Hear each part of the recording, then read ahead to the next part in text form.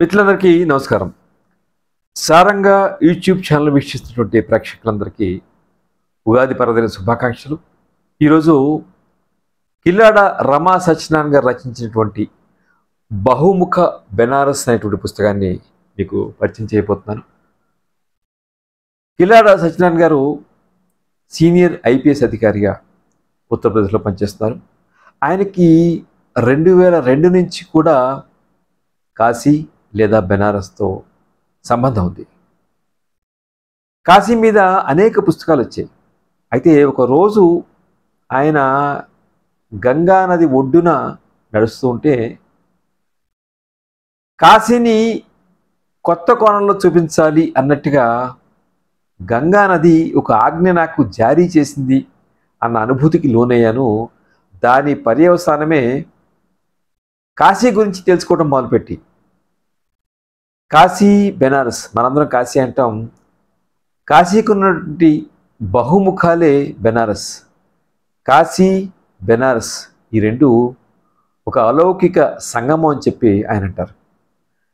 కాశీకి ఉన్నటువంటి ఒక మానవ కోణాన్ని ఆవిష్కరించే ప్రయత్నం నేను ఈ బహుముఖ బెనారస్ పుస్తకానికి శ్రీకారం చుట్టాను అన్నారు. ఇవన్నీ కూడా వ్యాసాల రూపంలో మిసిమి మాసపత్రికలో వెలువడ్డాయి.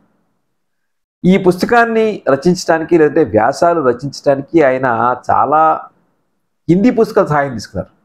దీనికి సంబంధించి ఆయనకి హిందీలో ప్రవేశం ఉండటం వలన అనేక మంది ప్రముఖుల్ని ఆయన కాశీలో ఉన్నటువంటి వారిని సంప్రదించారు. వారి సలహాలు సూచనలు తీసుకున్నారు. అయితే కాశీని ఎలా వర్ణించాలి, కాశీని ఏ కళ్ళతో చూడాలి, ఎటువైపు నుంచి కాశీని చూడాలి అనేటువంటి 3 అంశాల ఆధారంగా ఆయన ఈ పుస్తక రచనకు పూనుకున్నారు. ఈ వ్యాస పరంపరకు పూనుకున్నారు.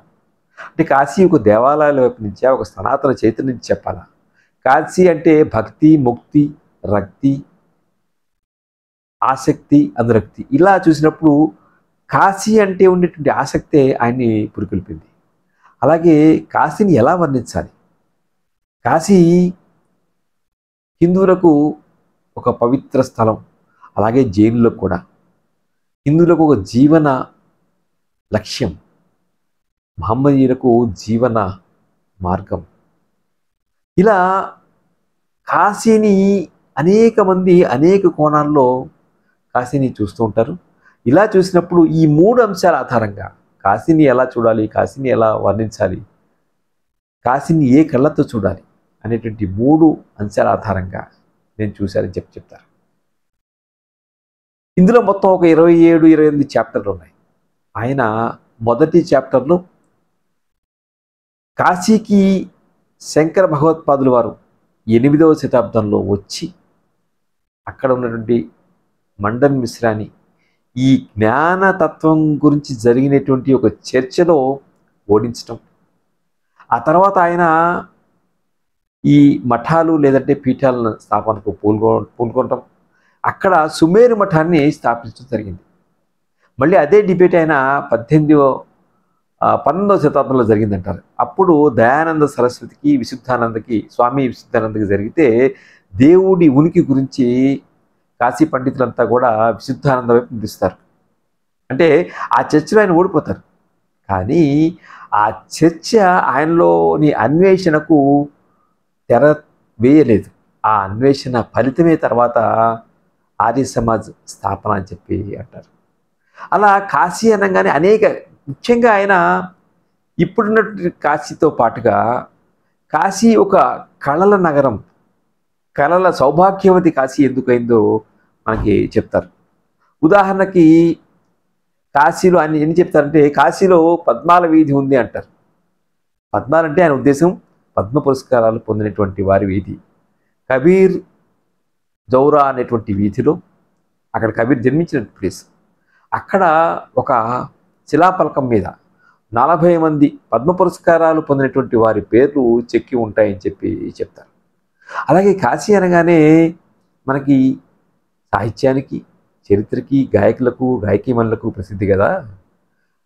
అలాగే తిట్టు కవిత్వాన్ని కూడా కాశీ ఒకప్పుడు చాలా, ఇప్పుడు తగ్గిపోయింది కానీ ఒకప్పుడు చాలా ప్రాచుర్యం పొందింది అంటారు. ఒకసారి దేవి ప్రసాద్ శుక్లా అనేటువంటి ఒక కవి ఆయన బజార్లో వెళ్తుంటే ఒక కషాయవాడికి ఆయనకి ఒక వాదన జరుగుతుంది.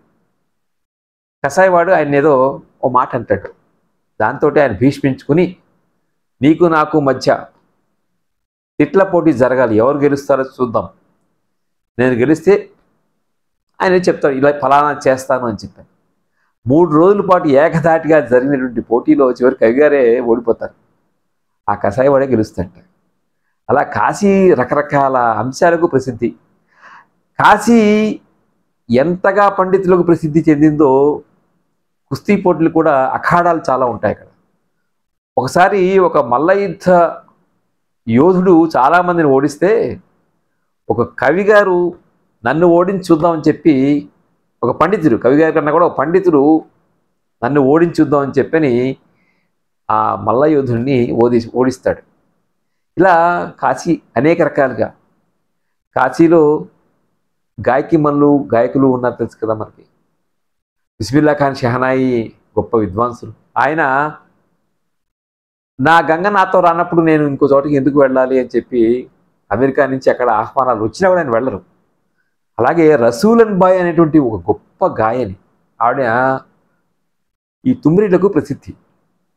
ఆవిడ భర్త సులేమాన్ పాకిస్తాన్ వెళ్ళిపోతే ఆవిడ కూడా రమ్మంటే ఈ మట్టిని వదిలి నేను రాలేను అని చెప్పింది. పేదరికంలోనే జీవించింది ఆవిడ. పేదరికంలోనే జీవించి ఒక పక్కన టీ స్టాల్ నడుపుకుంటూ తుమ్మిరీలు పాడుతూ ఉండేది ఆవిడ. అలా అనేక అంశాలుగా మనకి ఇవన్నీ కాశీ నగరం గురించి అని చెప్తుంటారు. అలాగే కాశీలో వేద విద్యాలయంలో ఆడవాళ్ళు చదువుకునే వేద విద్యాలు ఉన్నాయి అక్కడ. దాంతోపాటుగా హిందీ భాష అంతరించిపోతుందేమో, ఇది ఎప్పుడు మాటది 19వ శతాబ్దంలో అంతరిస్తుందేమో అన్నటువంటి భయంతో ఇద్దరు యువకులు, వాళ్ళు అప్పుడు ఇంటర్మీడియట్ చదువుతున్నారు, వాళ్ళు ఇంటింటా తిరిగి హిందీ భాష ఆవశ్యకత గురించి చెప్పి హిందీ గ్రంథాలను సేకరించి ఒక గ్రంథాలయాన్ని స్థాపించారట. అది చివరికి ఇప్పటికీ ఒక 2 లక్షల పుస్తకాలతో ఆ గ్రంథాలయం అలరాలుతోంది. దురదృష్టవశాత్తు అది వాళ్ళకి స్పర్ధలు వచ్చి కోర్టు కేసులు వేసుకున్నారు అని చెప్పి చెప్తారు. అలాగే భరతేందు హరిశ్చంద్ర అంటే గొప్ప కవి, హిందీ కవి పుట్టినటువంటి ప్రదేశం కాశీ. అలాగే మరో గొప్ప హిందీ ఉర్దూ భాషల రచయిత మున్షీ ప్రేమ్చంద్ పుట్టినటువంటి ప్రదేశం కాశీ. కాశీ ఎంతోమంది అప్పటి ప్రముఖులకి ఇప్పటి ప్రముఖులకి జన్మనిచ్చినటువంటి ప్రదేశం. మనం ముందే చెప్పుకున్నట్టు 4 జైన మునులు, అలాగే అగస్త్యుడు, సుశ్రుతుడు వంటి ఆనాటి చారిత్రక పురుషులు వీళ్ళందరూ కూడా జన్మించారు. కబీర్ జన్మించాడు అక్కడే, రవిదాస్ అక్కడే జన్మించాడు, రామానందుడు అక్కడే జన్మించాడు. వీళ్ళందరూ కూడా కబీర్ గురించి మాట్లాడుతూ, కబీర్ చివరికి ఈ చివరి చాప్టర్ ఈ పుస్తకంలో కబీర్ కాశీని విడిచి వెళ్ళిపోవడం మీద ఉంటుంది. కబీర్ కాశీ ఎందుకు విడిచి వెళ్ళిపోయాడని చెప్పి ప్రస్తావిస్తారు ఆయన. కబీర్ కాశీ అందరూ ముక్తి కోసం వస్తారు, నేను ఇక్కడి నుంచి వెళ్ళిపోతే నా రాముని ఎవరు చూసుకుంటారు, నా ముక్తి అక్కర్లేదని చెప్పని ఇంకో ప్రదేశానికి వెళ్ళిపోతాట. అక్కడ ఆ ప్రదేశంలో దొంగలు అది ఉన్నప్పుడు ఆ రోజుల్లో ఒక పురాణ గాథ అది, మునులు చెప్పించారట కరువు కాటకాలతో నిండిపోతుంది ఈ ప్రదేశం అని. అలాంటి చోటకి కబీర్ వెళ్ళినప్పుడు అక్కడ వర్షాలు పడ్డాయట, నదులు చక్కగా పారాయట. అలా కబీరు కాశీని విడిచిపోవటానికి కారణం కూడా చెప్తారు. అలాగే కాకుండా ఇంకా గొప్ప విషయం ఏంటంటే, మీర్జా గాలిబ్ కూడా 1827లో కాశీని సందర్శించాడు. ఆయన కలెక్టా వెళ్తూ సందర్శిస్తాడు. కాబోయే హిందుస్థాన్ అని చెప్పని కాశీని పేర్కొంటాడు. ఆయన నేను యవ్వనంలో కనుక ఇక్కడ వచ్చినట్లయితే నేను ఇక్కడే ఉండిపోయేవాడిని అని చెప్పి ఆయన చెప్పడం జరుగుతుంది.